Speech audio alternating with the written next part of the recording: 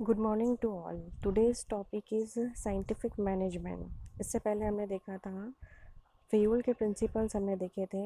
Now today is हम देखेंगे Taylor के principles scientific management. Scientific management is the application of science for each and every element of management. अब यहाँ पर management में क्या इन्वॉल्व हो गया है? साइंस। तो जिस मैनेजमेंट के जितने भी एलिमेंट्स हैं, सारे ही एलिमेंट्स में साइंस जो है वो एप्लीकेबल होता है। एप्लीकेबल से मीनिंग ये है कि मैनेजमेंट जब हम करते हैं तो मैनेजमेंट करते टाइम पर हम ये देखते हैं कि एग्जैक्टली अगर सपोज़ हम वर्कर्स का मैनेजमेंट कर रहे हैं तो वर्कर्स पर उसका क्या इफ़ेक्ट पड़ रहा है, क्योंकि साइंस में हम क्या देखते हैं? कॉज एंड इफ़ेक्ट देखते हैं। तो इसी तरह से यहाँ पर साइंटिफिक मैनेजमेंट में देखा जाता है कि कॉज क्या है और उसका इफ़ेक्ट क्या पड़ रहा है। According to Taylor, scientific management consist in knowing what you want. तो टेलर के अकॉर्डिंग साइंटिफिक मैनेजमेंट जो है वो ये देखता है कि एक्चुअल में आप क्या चाहते हैं और मेन टू डू एग्जैक्टली, और आप आप जो चाहते हो उसके अकॉर्डिंग वर्कर्स किस तरह से वर्क कर रहे हैं and seeing to it's they do it in the best and the cheapest manner. और ये देखना कि जो वर्क किया जा रहा है वो बेस्ट तरीके से किया जा रहा है या नहीं, और उसकी कॉस्ट जो है वो कम होनी चाहिए। Taylor's scientific management is based on certain principles. These principles are applicable in practice with the help of certain techniques. Taylor की जो साइंटिफिक मैनेजमेंट है वो किस पर बेस्ड है? प्रिंसिपल बेस्ड है। तो इन ये जो प्रिंसिपल्स हैं ये किन की हेल्प से जनरेट किए गए हैं? कुछ टेक्निक्स हैं जो टेक्निक्स अप्लाई की गई हैं, देन उन टेक्निक्स की हेल्प से इन प्रिंसिपल्स का जनरेशन हुआ है।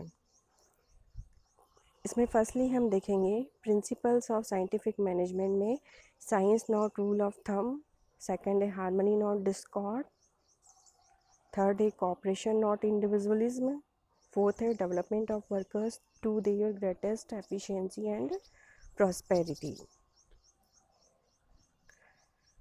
फर्स्टली हम देखेंगे science not rule of thumb. Science से मीनिंग सभी स्टूडेंट्स को पता है। नॉट रूल ऑफ थंब से मीनिंग ये है कि जैसा है वैसा ही अप्लाई नहीं करना है। According to this principle, Taylor insists that each job performed in the organization should be based on scientific inquiry and not on the basis of rule of thumb. इस प्रिंसिपल से मीनिंग ये है कि organisation में जो भी work किया जाता है वो साइंटिफिकली किया जाना चाहिए। ऐसा नहीं है कि आपने एक बार कोई रूल एप्लीकेबल कर दिया और आप ये नहीं देख रहे हैं कि वो जो रूल है उसका बेनिफिट हमें कितना मिल रहा है या नहीं मिल रहा है, बस हम रूल अप्लाई किए जा रहे हैं, वो नहीं होना चाहिए। आपको ये भी देखना चाहिए कि उसका इफ़ेक्ट क्या हो रहा है। In the rule of thumb decisions are taken on the basis of practical knowledge. तो यहाँ पर इस प्रिंसिपल के अकॉर्डिंग डिसीजंस जो मैनेजर्स के थ्रू लिए जाते हैं, जो या फिर मैनेजमेंट के थ्रू लिए जाते हैं, वो लिए जाते हैं उनके प्रैक्टिकल नॉलेज के अकॉर्डिंग और उन जो उन्होंने एक्सपीरियंस अभी तक किया है उसके अकॉर्डिंग, न कि साइंटिफिक कैलकुलेशन के अकॉर्डिंग। कि साइंस जो कह रहा है कि इस तरह से हमें प्रॉब्लम को सॉल्व करना है, केवल वो नहीं देखा जाता है, ये भी देखा जाता है कि उनका पास्ट एक्सपीरियंस के अकॉर्डिंग भी वो कैलकुलेशन करते हैं या फिर कह सकते हैं उन्हें एप्लीकेबल करते हैं। नेक्स्ट देखेंगे हार्मनी नॉट डिस्कॉर्ड। डिस्कॉर्ड मतलब कॉन्फ्लिक्ट। तो हार्मनी से मीनिंग यहाँ पर ये है कि according to Taylor in an organization there should be complete harmony between the management. मतलब अगर टेलर ये बोलते हैं कि ऑर्गेनाइजेशन में मैनेजमेंट मतलब कहने का मतलब ये कि सुपीरियर और सबऑर्डिनेट्स के बीच में हार्मनी होनी चाहिए। जो भी वर्कर्स वर्क कर रहे हैं यहाँ पर गिव और टेक का जो रूल है वो फॉलो होता है। तो दोनों के बीच में क्या होनी चाहिए, हारमनी होना चाहिए, दोनों को एक साथ मिलकर काम करना चाहिए। Both should realize that each one is important, दोनों को ये रियलाइज़ होना चाहिए कि दोनों का काम एक दूसरे के बिना नहीं चल सकता है, दोनों ही एक दूसरे के लिए बहुत ही इम्पॉर्टेंट है। अगर एक नहीं होगा तो दूसरा अपना वर्क सक्सेसफुली रन नहीं कर पाएगा, और सेकंड नहीं होगा तो फर्स्ट अपना वर्क प्रॉपरली नहीं कर पाएगा। Management should share the gain of the company with the workers, and at the same time workers must contribute their level based of the organization. तो according to this principle manager जो है वो अपना share gain तभी कर पाएंगे company में जब वर्कर्स जो हैं वो अपना बेस्ट ऑर्गेनाइजेशन को दे। मतलब ये कि वो अपना कंट्रीब्यूशन जो है वो प्रॉपरली करे। अगर वो अपना कंट्रीब्यूशन प्रॉपरली नहीं करेंगे तो ऐसी कंडीशन में ऑर्गेनाइजेशन को हम सक्सेसफुली रन नहीं कर सकते हैं। तो कहने का मतलब ये यहाँ पर दोनों ही पार्ट जो है वो इम्पॉर्टेंट रोल प्ले करते हैं, चाहे वो मैनेजमेंट हो चाहे वर्कर्स। तो दोनों के बीच में हारमनी होना ज़रूरी है। अगर कॉन्फ्लिक्ट्स होंगे तो हम इजीली ऑर्गेनाइजेशन को सक्सेसफुली रन नहीं कर सकते हैं। नेक्स्ट आप देखेंगे कॉपरेशन नॉट इंडिविजुअलिज्म। ये हारमनी नॉट डिस्कॉर्ड का ही हम कह सकते हैं एक तरह से ये प्रिंसिपल एक्सटेंट प्रिंसिपल है। According to this principle there should be complete cooperation between the employees and the management instead of individualism. According to this principle यहाँ पर भी एम्प्लॉयज़ और वर्कर दोनों के ही बीच में क्या होना चाहिए, कॉपरेशन होना चाहिए। मतलब दोनों को ही एक दूसरे को मिलकर दोनों को एक दूसरे के साथ मिलकर काम करना चाहिए, क्योंकि अकेला जो पर्सन है वो वर्क प्रॉपरली नहीं कर पाएगा। Competition should be replace by cooperation. यहाँ पर दोनों में कंपटीशन नहीं होना चाहिए, दोनों में ये होना चाहिए कि हमें कॉपरेट करके वर्क कर रहा है। यहाँ पर कंपटीशन को किससे रिप्लेस किया जाता है, कॉपरेशन से। For all important decisions take by management workers should be taken into confidence, it ensures industrial peace. तो जब भी मैनेजमेंट को कोई डिसीज़न लेना है तो डिसीज़न लेते टाइम पर उन्हें वर्कर्स को कॉन्फिडेंस में लेकर डिसीज़न लेना चाहिए। अगर वो वर्कर्स को कॉन्फिडेंस में डिसीज़न लेकर अगर डिसीज़न करेंगे तो वर्कर्स जो है वो मैनेजमेंट के अगेंस्ट नहीं जाएंगे। फॉर एग्ज़ाम्पल जैसे स्ट्राइक होती है फैक्ट्रीज़ में, तो क्यों होती है, क्योंकि मैनेजमेंट डिसीज़न ले लेता है और वो वर्कर्स को इन्वॉल्व नहीं करता है, जिसके कॉजेस होते हैं। स्ट्राइक है, जो वर्कर्स है वो अपोज़ करते हैं। तो अगर आप उन्हें कॉन्फिडेंस में, अगर मैनेजमेंट उन्हें कॉन्फिडेंस में लेकर अगर कोई भी डिसीज़न लेता है, उनकी एडवाइस लेकर अगर डिसीज़न लेता है तो ईज़िली जो है वो वर्कर्स जो है वो उनके कॉन्फिडेंस में आकर प्रॉपरली अपना वर्क करते हैं। और ये इंडस्ट्रियल पीस को भी इंश्योर करता है। ये देखता है कि इंडस्ट्रीज़ में प्रॉपर पीस हो। पीस कब होगी, जब दोनों ही पार्ट कोऑपरेट करके देन वर्क करेंगे। नेक्स्ट हम देखेंगे development of workers to their greatest efficiency and prosperity. अब industrial efficiency, according to this principle industrial efficiency depends upon the efficiency of worker. हर ऑर्गेनाइजेशन है या फिर इंडस्ट्रियल है, उसकी एफिशिएंसी किसके ऊपर डिपेंड करती है, वर्कर्स की एफिशिएंसी पर।